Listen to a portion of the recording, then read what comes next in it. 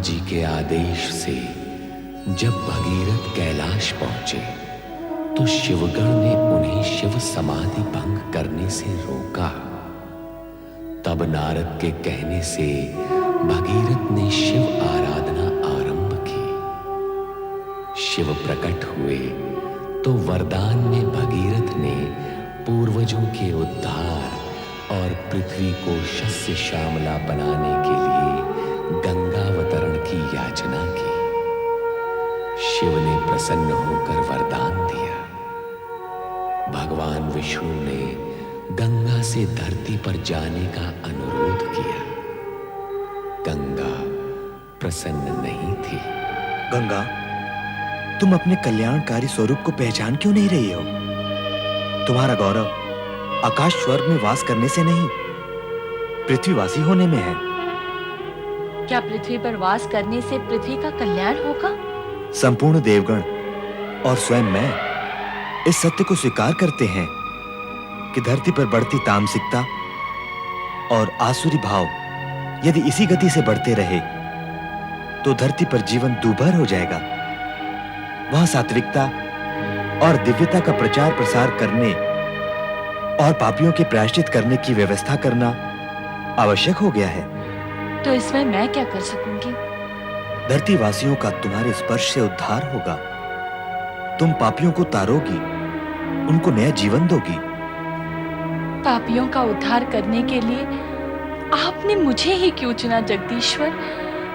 मेरे अतिरिक्त क्या कोई अन्य देवता ये कार्य नहीं कर सकता? निसंदेह अन्य कोई नहीं कर सकता। पाप का नाश करने की सामर्थ्य जो तुम्हें प्राप्त है, अन्य किसी को प्राप्त नहीं। भगीरथ के पूर्वजों का उद्धार करना तो तुम्हारे कार्य व उद्देश्य की भूमिका मात्र है। तुम्हारा मूल उद्देश्य तो धरती को उपजाऊ करना और युगों युगों से पापी जनों के भीतर बैठी पाप की अग्नि को शांत करना है। फिर उससे क्या होगा जगदीश्वर? तुम्हारी इस कल्याणकारी भावना की महानता से प्रभावित होकर जन जन तुम्हें माता के सम्मान से सम्मानित करेगा। माता का स्वरूप धारण करने पर वात्सल्य भाव से पापी पुत्रों का पाप हरण कर लोगी। तुम्हारे इस मातृत्व रूप के कारण पृथ्वी पर चहुं ओर सदा तुम्हारी जय जयकार होगी। मेरी आज्ञा मानो गंगा, और पृथ्वीवासियों की माता बनकर उनका कल्याण करो। भगीरथ, बुलाओ गंगा को।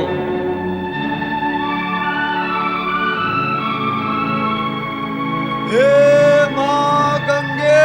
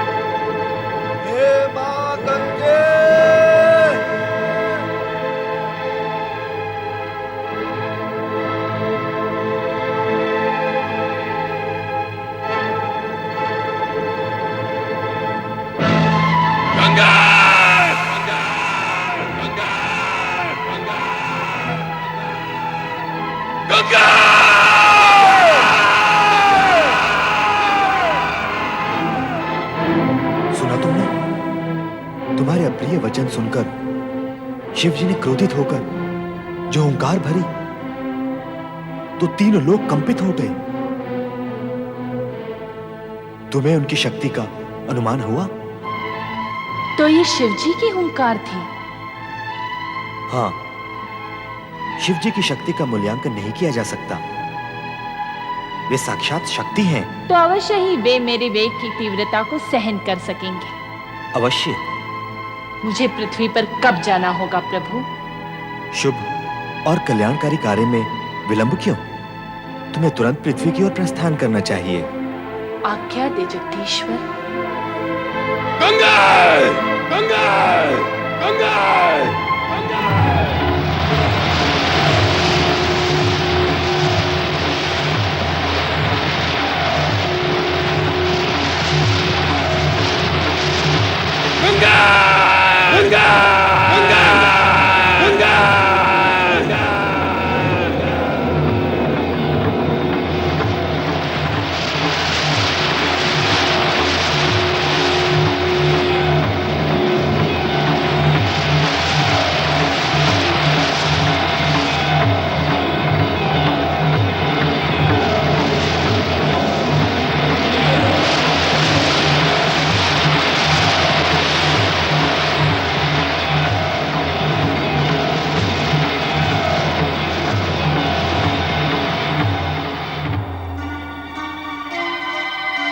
ये तीव्र वेग तुम्हारे अहंकार का परिचय दे रहा है गंगा।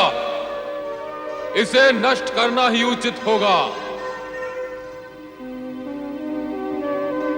अपनी शक्ति और वेग के अभिमान में अपना उद्देश्य भी भूल गई, तो अब पड़ी रहो सदा सदा के लिए मेरी जटाओं में। अभिमान टूटे तब तक वहीं विश्राम करो। वो कैसे होगा देवेश्वर? मेरा अभिमान तो तब नष्ट होता जब मैं आपके चरणों में गिरती अथवा गिरूं। देवेश्वर, मैं तो आपके मस्तक पर विराजमान हूं। मेरे तो गर्भ में वृद्धि हुई है। ये क्या अनर्थ हो गया भोलेनाथ? ये क्या अनर्थ हो गया? आपने तो मां गंगा को अपनी जटाओं में बांध लिया। उन्हें धरती पर प्रवाहित करे प्रभु, उन्हें धरती पर प्रवाहित करे। नहीं भगीरथ नहीं, जब तक गंगा का अभिमान नहीं टूटता यह संभव नहीं। कैसा अभिमान भगवान, कैसा अभिमान? देखा नहीं तुमने? गंगा अपने प्रबल वेग और प्रवाह में हमें भी प्रवाहित करना चाहती थी। उसे अभिमान है कि जगत में कोई भी उसके प्रबल वेग के सामने टिक नहीं सकता।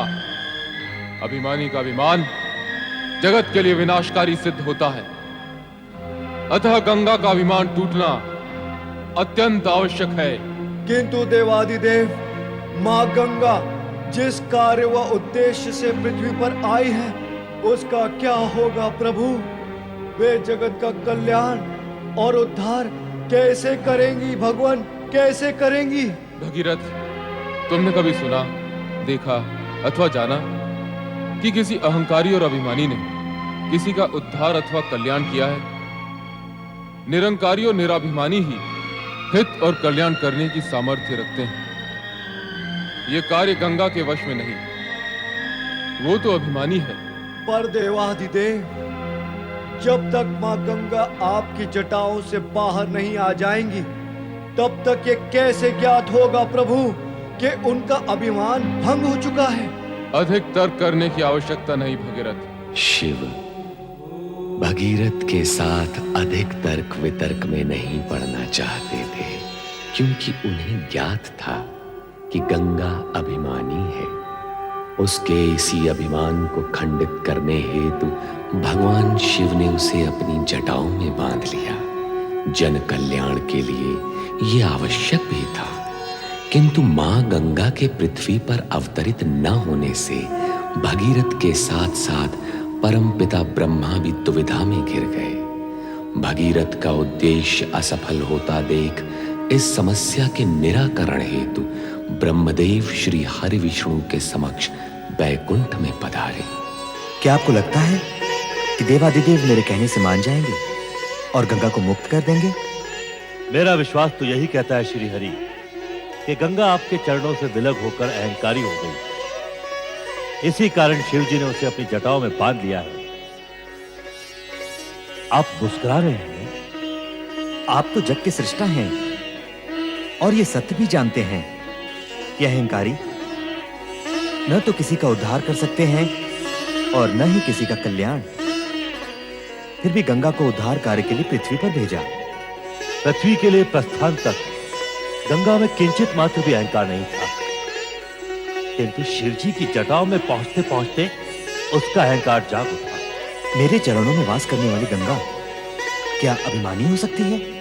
जो कुछ उसने किया और जिसका वो परिणाम भुगत रही है, उससे तो यही सिद्ध होता है कि उसने कुछ नहीं किया ब्रह्मदेव। मेरे चरणों से विलग होने के पश्चात और धरती के तल पर अवतरित होने से पूर्व शिव जी के मस्तक पर विराम करने का सौभाग्य और पूर्ण लाभ उठाने के लिए ललायित थी, ताकि पृथ्वीवासियों को पवित्र कर सके। गंगाधर और गंगेश्वर से गौरवान्वित होने वाले शिव जी के नाम में अपना योगदान करने के लिए उसने अहंकारी होने की लीला रचाई है। निरंकारी होकर ही तो कल्याणकारी हो सकती है।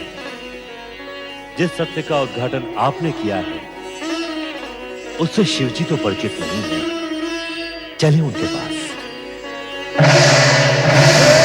शंकर, हे भोलेनाथ, आपने तो मुझे वरदान भी दिया था और कृपादान भी। फिर अब प्रसन्नता के कारण दुविधा में क्यों हूं भगवान? मुझ पर दया करो देवादिदेव, कृपा करो। ओम नमः शिवाय। ओम नमः शिवाय।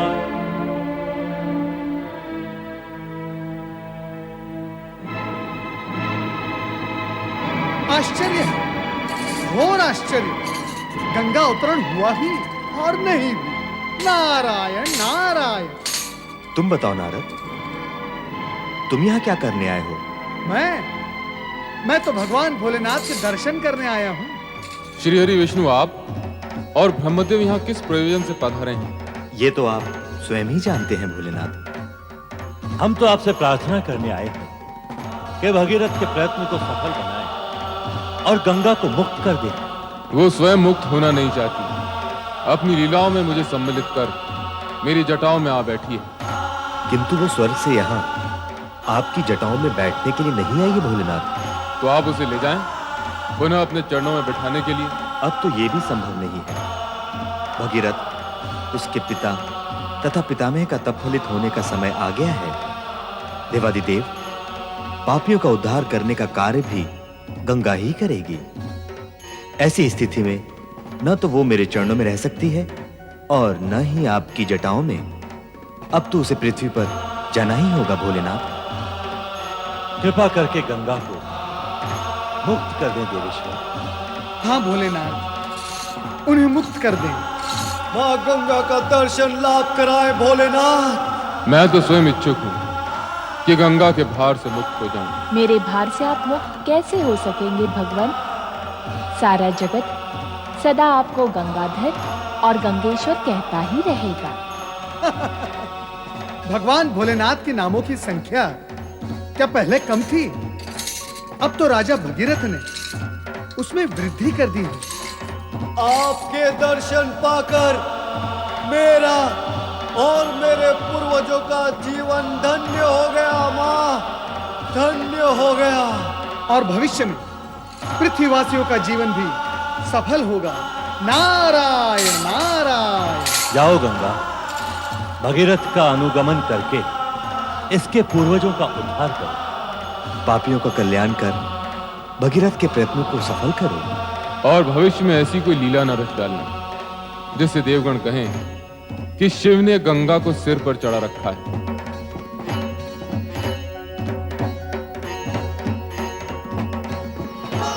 मैं तुम्हें मुक्त करता हूं।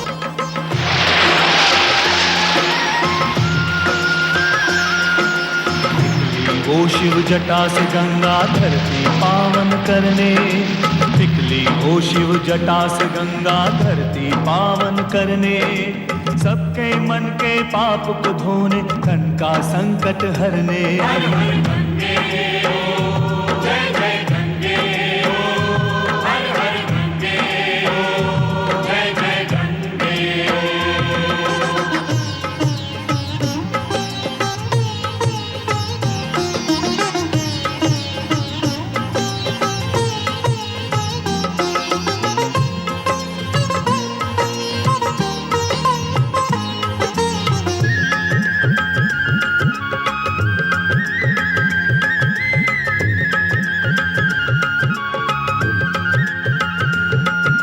भगीरथ पूर्वज की मुक्ति तो माध्यम थी बस केवल, मूल कार्य था युगों युगों तक जग को करना निर्मल। आसुरी शक्ति बढ़ ना पाए छल को करने निश्चल, छल को करने निश्चल। हर हर गंगे ओ जय जय गंगे ओ, हर हर गंगे ओ जय जय गंगे ओ।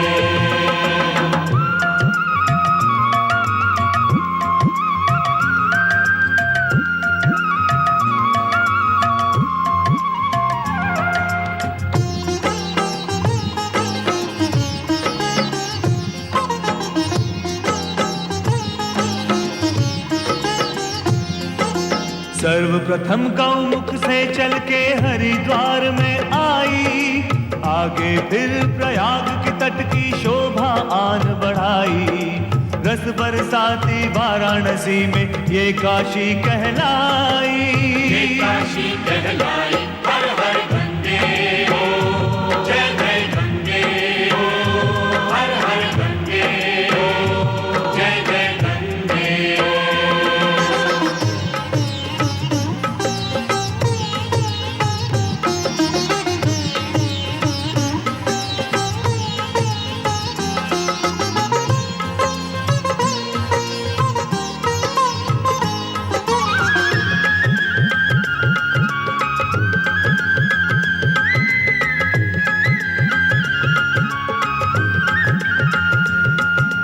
श्रद्धा भाव से जो भी प्राणी गंगा स्नान करे, गंगा माँ की महिमा गाए, इसका ध्यान करे। भगीरथ जैसा फिर तो गंगा उसका भी कल्याण करे। कल्याण उसका करे। हर हर गंगे हो, जय जय गंगे हो, हर हर गंगे हो, जय जय गंगे हो। निकली ओ शिव जटा से गंगा धरती पावन करने, निकली ओ शिव जटा से गंगा धरती पावन करने। सबके मन के पाप को धोने, तन का संकट हरने। हर हर गंगे